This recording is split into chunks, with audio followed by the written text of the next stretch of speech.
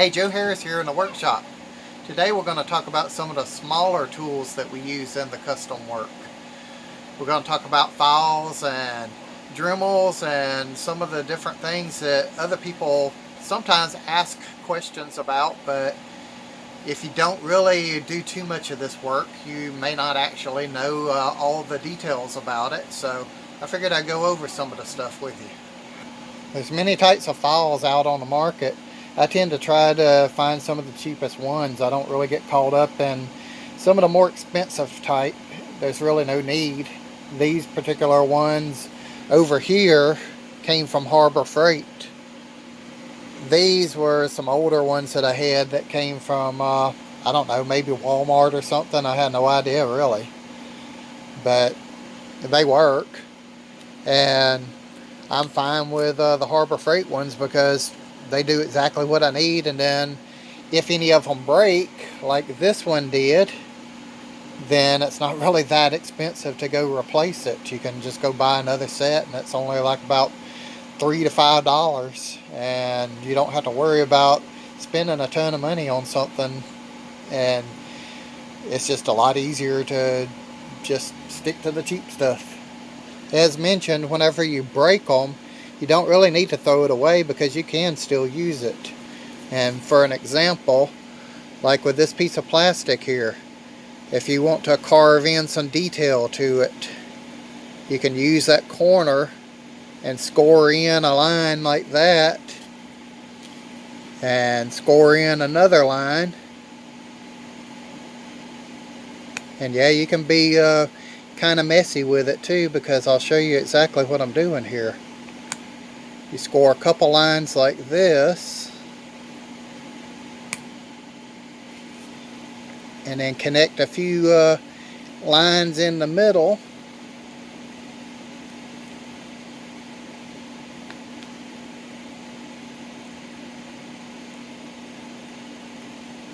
and then just like that you have some bricks, and you could just carve the whole piece to be the same way, and you're using a broken file to do it. And then you could come in with some of the other files, such as this one, and then you can come across and start kind of coming across the lines that you've scored in, and clean up a few areas if you want to. You can come in and clean up a few areas like this if you want to, and make it a little bit more of a deeper indentation into it. And you could also come in and put some little cracks in the bricks. Let's see if you can see this. Put a few little areas in it that kind of looks like the bricks have broken a little bit. And then if you come in and paint all of that, then you'll have bricks. Now let's talk about rotary tools. This particular model here is a Dremel. This is what most people know. And you don't really actually have to buy Dremel. A lot of people think you do have to buy the name brand, but this particular one here, this came from Harbor Freight, and this one is good enough for what you're going to do with most custom action figure work or any other type of thing. And there are other versions of Dremels. There's this one that's a more precision type, and yes, this one does cost more, and it has a dial to be able to change your speed, and you can go real slow with it or go real fast with it. And that's what the difference is in the various ones. The Dremel also offers the various speeds, but not quite as precise as that precision rotary tool. And then whenever you go to your Harbor Freight one, you just have on and off switch, and that's it. You don't have the ability to change the speed. And sometimes, yeah, you're going to want to have slower speeds or faster speeds. and this may not actually get the trick done. I have different ones because I need to have the options to be able to use the multi-speeds because of the work that I do, but for a lot of the light hobbyists that do like just action figures and things like that, one from Harbor Freight is going to be good enough for you. Almost any rotary tool is going to come with various bits. This particular one from Harbor Freight came with all of these, and you're going to be able to do just about everything you need with probably this particular bit right here. This is what a lot of people end up using. Let's see if I can get a good close-up here. And as you see with the flat end, you can be able to sand any of the different surfaces of a figure to be able to get certain things. You're going to be able to use this edge here to be able to come into the joints. And just to show you, like with this particular figure here that I've been working on, that's a boss fight figure, you can come in with the Dremel, and let's just say this bit is on, and I'm not going to turn it on, but just to show you what you would do, you would be able to use that corner to come in and sand the areas where the joints are. And what you're wanting to do here is you're taking some of the material off, so whenever you paint it and you're bending the arm or the knee or any of the other parts, you won't chip your paint. And that's what this particular bit is actually good for, and most people use it for that type of idea. And like I said, for the flat part, you can come in and use it to do your flat surfaces. And I'll do just a little bit just to show you. You can come in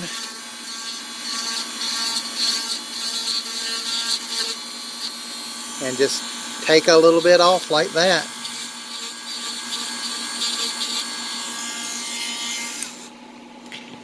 And then as you see, if I can get the camera to focus for you, there. As you see, you can take off some of the material, and then whenever you're bending the arm, if it's painted, it wouldn't chip up the paint. There's a variety of different kinds of bits to be able to put on rotary tools. These are different kinds of sanding bits that a lot of people like to use.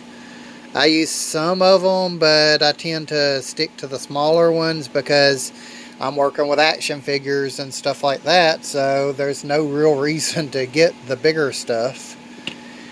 And speaking of the smaller stuff, you can go down to real tiny like this, and these particular ones it's generally what you're going to do with some of this is real fine detail, and most people don't even bother with that type of stuff because it's just so hard to work with. And as you see, a couple of them have broken on me, and that's just the way that goes.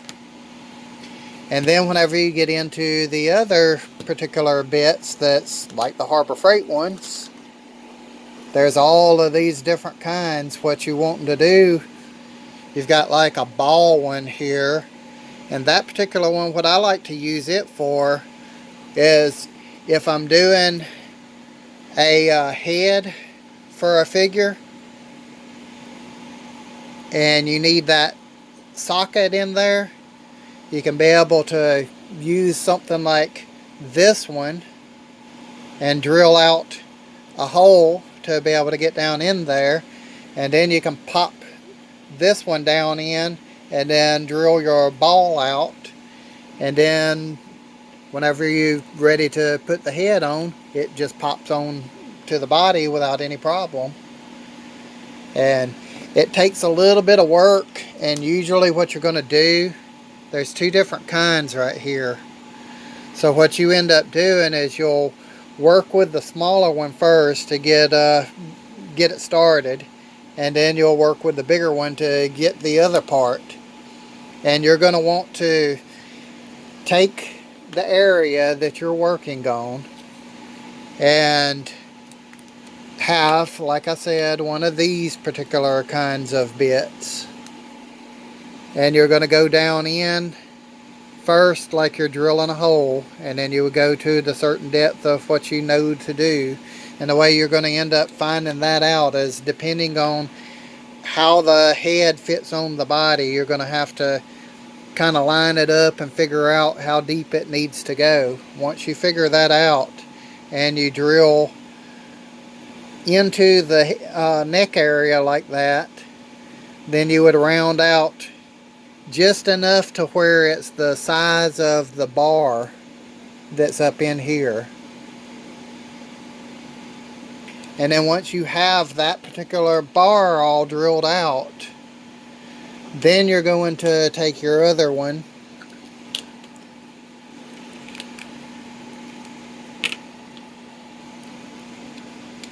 and put the other little smaller ball in, and then you would go in, and then you'll kind of rotate it around inside, sort of like that.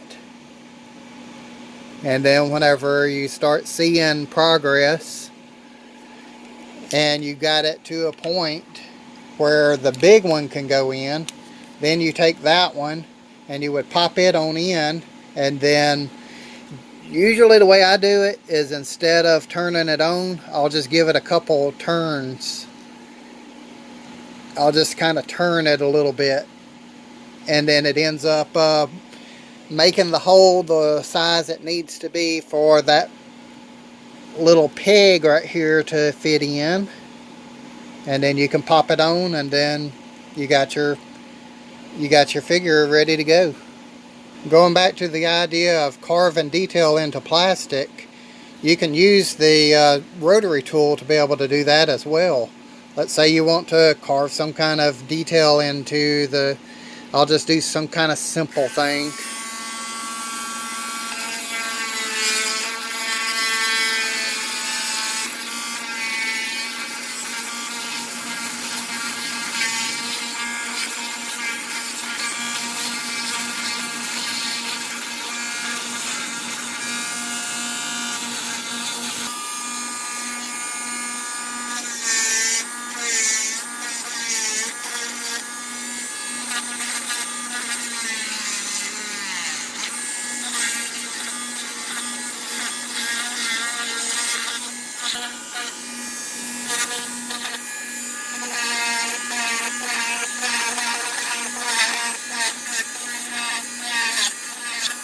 And as you see, as you're carving into the details and all that, you're starting to be able to take shape a lot quicker than if you're using files.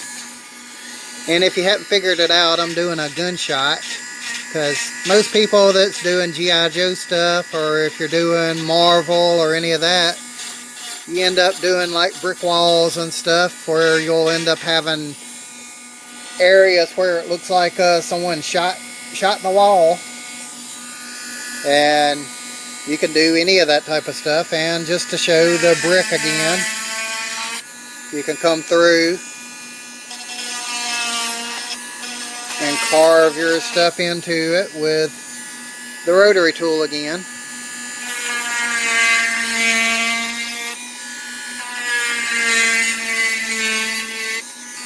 And then you would have a brick wall to be able to set up behind your figures, to be able to make it look like they're on a back alley or a city street or any of the different things like that.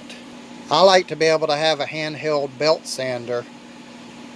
These tools are real good for doing a lot of different things. Same thing, you could do carving details in, or you can sand your stuff off, or like real quickly, if you want to round the corner, you can come in,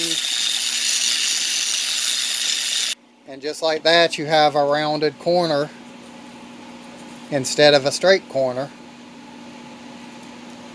And it's just good having something like this, and you don't have to buy expensive ones either on these particular tools. This one was a little bit pricey, but you can also get like I think they're in the $30 range or so if you went to Harbor Freight or some of the other different discount places. So you can look around, just go on like Amazon or something and type in, you don't have to type in Proxon, that's the company, and this one was like $135.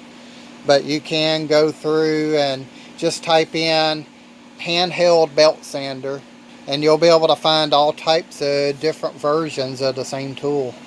Another tool I like to use is an electric file. This goes along with the same thing as the handheld files, but what this gives you the ability to do is, it's of course electric, so you don't have to do all of the work yourself. So you can just take it and turn it on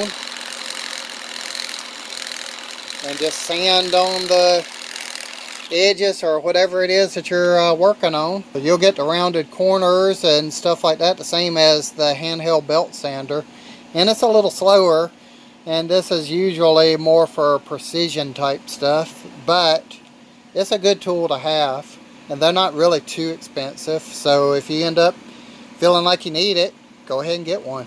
To show a little bit more about the precision rotary tool, what this is good for is, so whenever you turn it on, you have a real slow speed, and you can almost use it like you would have a pen or a pencil or whatever. And you could take it and just kind of write whatever you want to do, or to scribble stuff. Let's say you want to do initials. You can come in like that and just carve your initials, and then come in and start cleaning it up.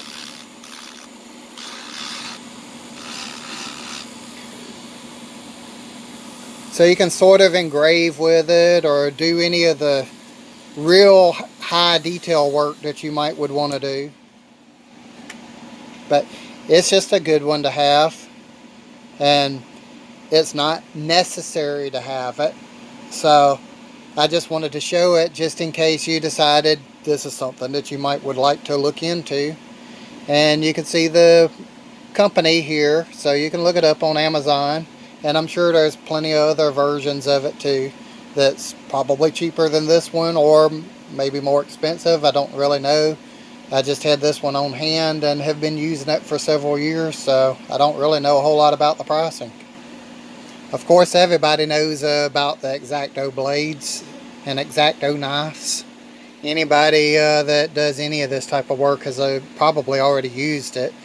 But you know what it's good for. You can just do your straight cuts and come in and carve any of the different stuff out of it, or you can use your Exacto to do a lot of different work.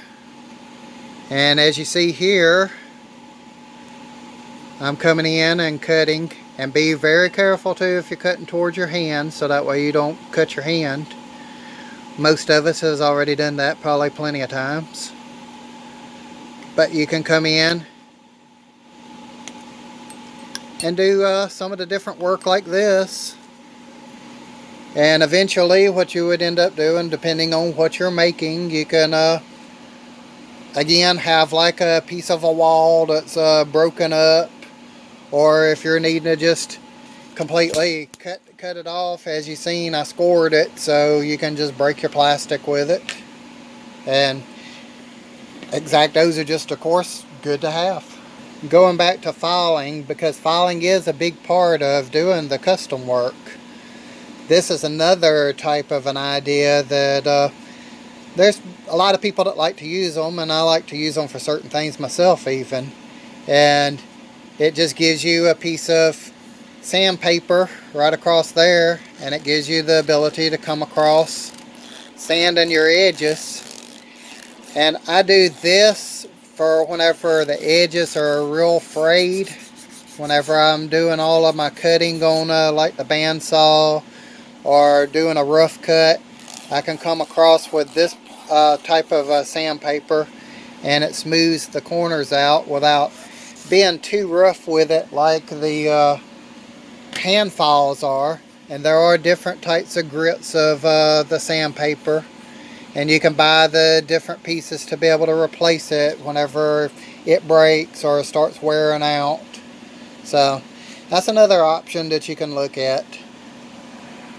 Another good option to have is a hand drill, and the reason you want that is, again, for precision. And as you keep hearing me say precision, that's what you're doing whenever you're working with action figures. You're not wanting to come in with like a big heavy drill and drill into it. And so with this, you come in and, like your piece of plastic, you can come into it, get your hole started, and then just start turning like you would any other drill. And then you have your hole ready to go. And whatever you were drilling it out for, it makes things real simple and gives you the ability to control where that particular hole is going. So you don't, like I said, with the big drill, if you came in with an action figure and you hit it and had a whole battery powered or electric drill, it's going to jump around on you and probably ruin your action figure. Having said the idea about using a big drill and possibly ruin your action figures, you still do sometimes have to use one for different types of situations. But you have to know why you're using it, what you're using it for. Like, say if you have an area, a big area that you're trying to drill for doing a joint for a leg. This particular leg comes from the Masters of the Universe, the newest figures, and it's a Tila leg.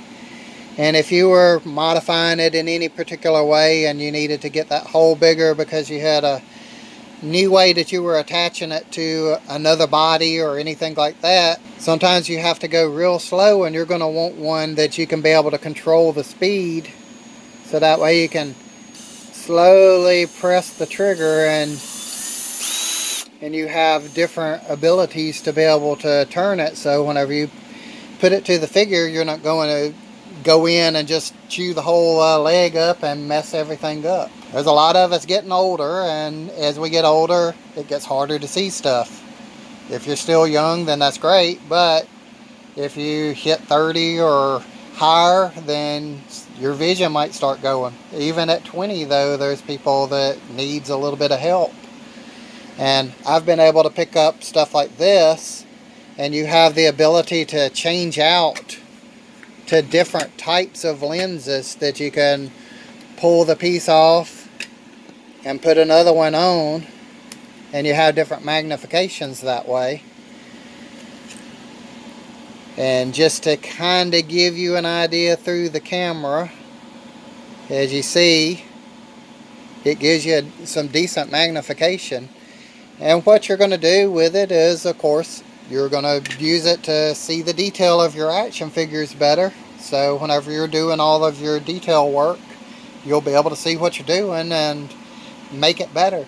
And even if your vision is good, because of the magnification, you're going to have a better capability to see what you're doing anyway, and you're going to be able to get better detail.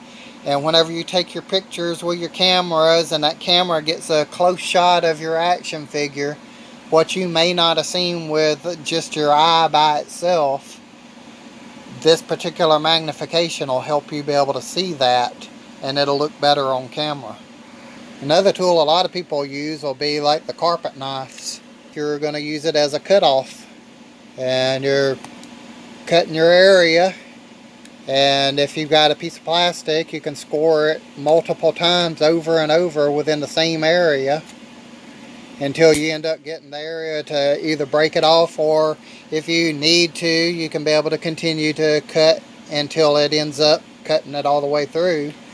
And bigger pieces of plastic, what you use this for is you can cut your bigger parts off, so that way it makes it more manageable to be able to bring it to your bandsaw or to your table saw or whichever, to be able to cut your other shapes out. And whenever you're making any of your projects, you don't want a big gigantic sheet to be able to have to figure out how to move it around and see what you can be able to do to cut it down. So use a carpet knife or any of those type of knives to be able to cut it. Okay, now you're probably wondering, what exactly is a toothbrush going to be good for? Well, a toothbrush is good for being able to clean off different areas whenever you've done your sanding, so you can get all of the debris off of it. And like the area right here where I had sanded a while ago, you can get all of the loose pieces of plastic that is sticking to it, and get everything off of the figure, so whenever you go to paint it, you don't have those little chunks of plastic that's in the way and causing you problems. So you need a toothbrush with your different tools. And yes, masks. You do definitely need a dust mask. We're not talking about the different ones that people are currently having to wear around. We're talking about something that's going to have a filter in it like this, that's graded for being able to catch the different dust and spray paint and things like that. And you have the breathable filters right here on the side, and a good area that's pinching your nose so it holds against your nose so the air and debris doesn't go up behind the mask when you're wearing it.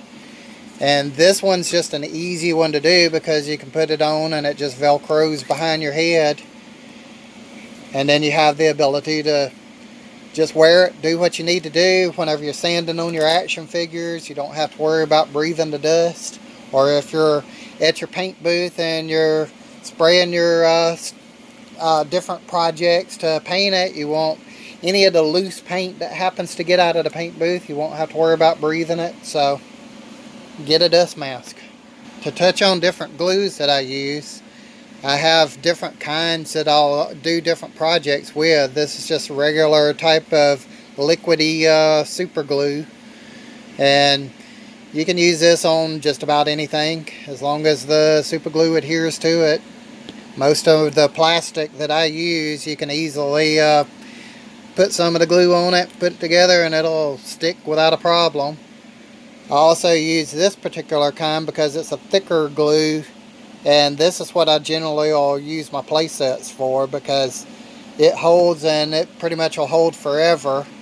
And you can use the accelerator to be able to spray it onto the surface whenever you put your glue down, and it makes it dry faster.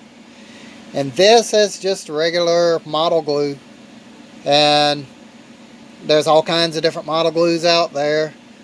I use this for a variety of different stuff. One of the things I'll do with it is whenever I'm painting action figures, I'll put a little bit of this in the eyes of the action figures, and it helps give you that liquidy look that a lot of people like to see whenever they're looking for realism in action figures, and it gives that kind of glossy look. And I'll even paint other areas, like if you want to have boots that are shiny on a soldier or any of the type of stuff like that, that's usually what this is good for. You can do that as a base coat underneath, and then you come in with a gloss clear coat over the top of it to be able to finalize your details. And one of the other big things to be able to do whenever you're doing custom work is to make it look more professional. You want to get stickers. And there's different ways of doing this. You can either contact someone that makes action figure stickers or various other reproduction stickers, or if you have the capability of printing it on your inkjet printer or a laser printer, you can be able to print them out that way. There's different ways of doing it, and it's going to give you different levels of results. And like this particular print here, I did as a hologram print for doing some of the different old Cobra Bat chests. And of course these are Eagle Force items. But I have a print shop, and I have the ability to be able to do industrial type stickers. So I've got a little bit more of an advantage, but to be able to bring it down to the custom level, like I said, you can use inkjet printers, you can use laser printers. And they sell a variety of different papers that you can print with to give you the ability to print all of this type of stuff out. So you're not really being held back by too much. I like to have a good pair of wire cutters to be able to use for different things, and my reasons for it is usually going to be different than other people's a lot of times. What I'll do is, like plastic, I'll just use it and cut my shapes and get it down to a particular way that I want it to be cut down to, so that way whenever I'm ready to do my filing, I can get my handheld belt sander and come across it and sand it down, or do any of the different things like that. And then because I cut some of it down, I'm not sitting here all day with the belt sander trying to cut it down to the smaller size. And you can come in and do even detail stuff. You can, if you want to cut a small area for whatever reason that you want a little notch out of it, or you can come in and do that and get your hand files and come in and cut that down. But it's just good having this. You can do like little small dowel rods. If you're needing a little stick to put on something, you can use it and just cut it off. And I just recommend having that with your tools. I recommend a good set of micro screwdrivers also. The reason why is whenever you're coming in to do your action figures, a big set of screwdrivers is going to be a little bit harder to work with, because most of your action figures is going to use something that is maybe about this particular size. So whenever you use this, you can get down into the screw to be able to remove the screw out of the back of the figure without any problem. And like I said, the bigger ones is going to cause you problems. They may end up even chewing up the outside of your figure. So always try to find these type of screwdrivers to have, because you're going to get a lot of use out of them. And this set here came from Walmart. I don't even remember when, probably about 6 or 7 years ago I bought it. And it was, I think, about $4 or $5 for it. So you're not looking at a big investment. There's plenty of other tools that you may end up finding that works for you. And I've got a variety of different ones around here that I use for various things. And you just have to find what works for you, is what it ends up coming down to, because I can tell you all the different stuff that I use, but you may not find a use for it. Or you may be trying to figure out how it works for you, and then you end up getting caught up in trying to figure out how it works for you, and you're just not really grasping the whole hobby the way you need to. So you just need to kind of explore stuff. I just wanted to show you a variety of some of the different things that I use, because that's what I use on a regular basis, and I hope that it'll help you. And that's what I'm trying to accomplish with this particular series, because I had trouble finding some of the different ideas myself, and I had a lot of friends that does custom work, so I was able to ask them. But you may not have anybody at all, and there's not a lot of videos out there that's doing what I'm trying to do, but I'm trying to at least show you the ideas of what I do. So like I said, so it'll help you, and you'll be able to enjoy the custom hobby a lot more than what you may currently be enjoying it as. I wanted to also show some objects that I keep on seeing a lot of people use, and for a while I didn't even know what it was, and I kept looking for it, and I finally had asked some of my friends about it, and they told me it's some things that they use in machining, and they'll do it on doing mill work. And what a lot of people are using them for, though, is just for weights to hold stuff down, because they're cheap. You can get these on eBay for like $12 for the set of 2, and they're pretty heavy, and you can hold your stuff down. You can get more than 2 of them if you need to, A lot of the people that does the foam work, they use this almost regularly to hold the foam down whenever they are laying out their patterns and all the different various things like that. So that's another idea you might want to look into. I got them because I can use it to hold the plastic down, and also being that they're good and perfectly square, you can line up stuff to glue up with it. Thanks for watching Trying to Make It. Please like, share, and subscribe, and click the bell icon so you'll know whenever I upload new videos. We'll see you next week.